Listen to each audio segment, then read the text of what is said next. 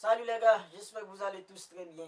Les gars, bienvenue dans cette vidéo après match, vidéo dans laquelle on va parler du match Argentine versus Australie.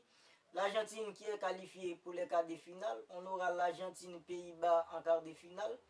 Dans cette vidéo, on va parler un peu de cette rencontre, on va voir les compos, parler un peu de Lionel Messi qui a sorti un masterclass aujourd'hui, Enzo Fernandez qui était extrêmement excellent dans l'entrejeu de cette équipe d'Argentine de football. On va revenir un peu tranquillement sur cette rencontre.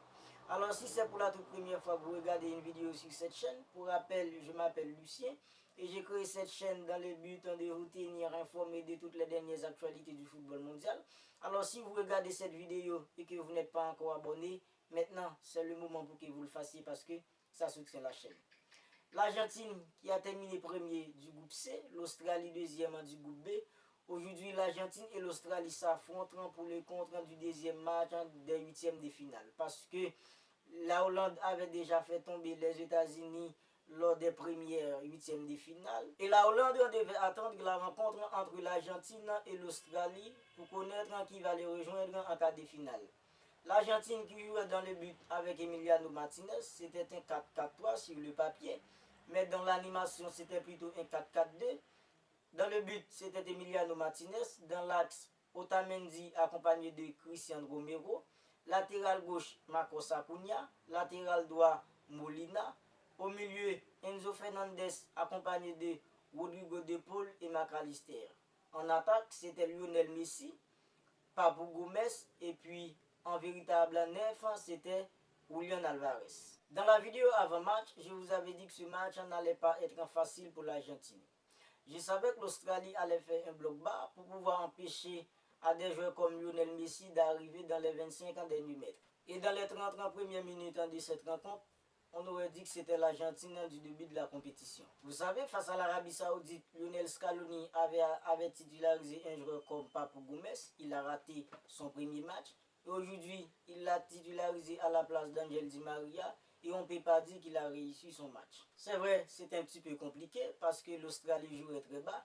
Mais j'aurais préféré voir un joueur comme Dybala à la place de Papu Gomez aujourd'hui. Et si Lionel Messi n'avait pas scoré à la 35e minute de jeu pour pouvoir débloquer le match, ce match allait être beaucoup plus compliqué pour l'Argentine en seconde période. Parce que si la mi-temps était terminée 0 but partout, l'Australie allait être beaucoup plus en confiance en seconde période. Sur les 15 premières minutes de cette rencontre, j'avais cru que Messi allait rater son match. On le voyait presque plus et l'Argentine n'arrivait pas à perforer la défense australienne. Et même si l'Argentine avait la possession, mais l'Argentine n'arrivait pas à mettre en danger cette équipe australienne. Et ce qui me plaît chez Messi aujourd'hui, dans des matchs aussi importants comme celui-ci, il n'a pas besoin de toucher beaucoup de ballons pour faire du mal à l'équipe adverse. Souvenez-vous, face au Mexique, Messi n'avait pas reçu beaucoup de ballons dans les 25 ans derniers mètres du Mexique, mais l'unique ballon qu'il a trouvé, c'est but.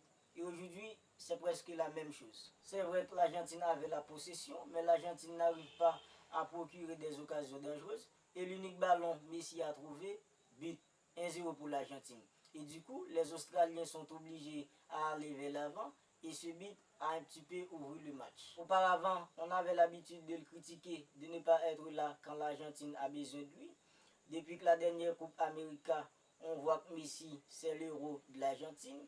Face au Mexique, c'est lui qui a débloqué le match.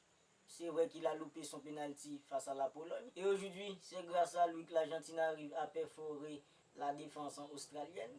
On voit que dans cette Coupe du Monde que Lionel Messi est plus que déterminé et on voit qu'il donne tout pour pouvoir aller jusqu'au bout. Et aujourd'hui, c'était aussi son millième match en professionnel. Et pour chaque date importante comme celle-ci, Messi arrive toujours à scorer. En fait, il a réussi à dépasser un joueur comme Diego Armando Maradona, meilleur buteur de l'Argentine en Coupe du Monde, avec 9 réalisations. Je suis content de voir Messi aussi déterminé pour aller jusqu'au bout dans cette Coupe du Monde. Un petit mot aussi sur un joueur comme Enzo Fernandez. Enzo Fernandez qui nous a sorti un match en plus que correct aujourd'hui. C'est lui qui avait la responsabilité d'animer et de coordonner le jeu au milieu. En fait, il monte en puissance dans cette Coupe du Monde. Une chose pour un joueur comme Rodrigo De Paul. Rodrigo De Paul qui était aussi excellent aujourd'hui. Il était sur le deuxième but. En fait, Rodrigo de Paul au début de cette Coupe du Monde qui n'était pas à sa vraie forme, mais on voit qu'il monte en puissance. De match en match, Rodrigo de Paul arrive à retrouver sa vraie forme. En fait, c'était pas un match facile pour l'Argentine, mais ils arrivent à faire la différence et valident le billet pour les quarts de finale. Maintenant, l'Argentine va affronter Pays-Bas en quart de finale. Est-ce que l'Argentine est favori? Je dirais que oui, 60-40, parce que l'Argentine a Lionel Messi et les autres joueurs sont en confiance. Je pense que l'Argentine va passer les quarts de finale pour pouvoir accéder aux demi-finales, ou du moins c'est ce que je souhaite. Voilà les gars, on va en rester là pour cette vidéo. En fait, si vous avez apprécié, n'hésitez pas à me le faire savoir, à me laisser un commentaire et aussi un pouce bleu. Et si vous n'êtes pas encore abonné à la chaîne les gars, abonnez-vous parce que ça soutient la chaîne.